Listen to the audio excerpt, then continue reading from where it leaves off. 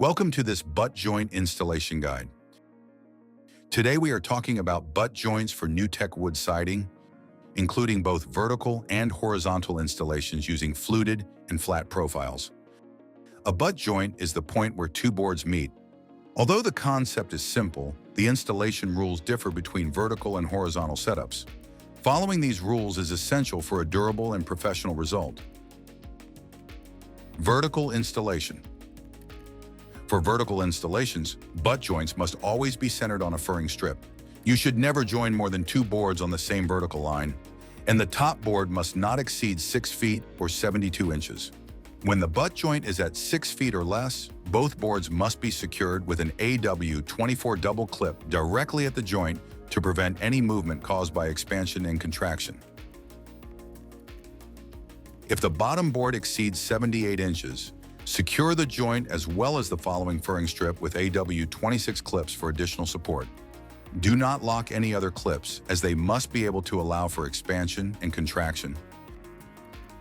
When the wall height requires a butt joint beyond 6 feet, a transition detail must be used, as illustrated in the installation guide. This creates a clean visual separation while managing the movement of the boards. This same detail must also be used when 3 or more boards are stacked vertically.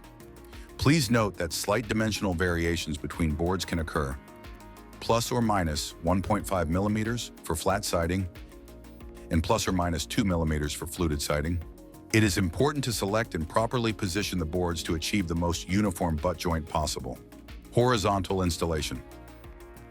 For horizontal installations, butt joints must also be centered on a furring strip. Joints must be staggered.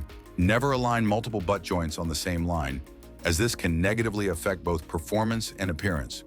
When a butt joint is locked, do not lock any other clips on the same board so the system can properly manage expansion and contraction. The maximum recommended length for a butt joint in a horizontal configuration is 32 feet, two 16-foot boards.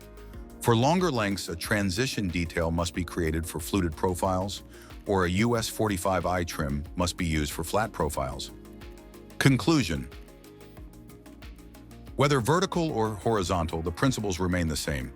Proper alignment, proper support, and managing the movement of the materials.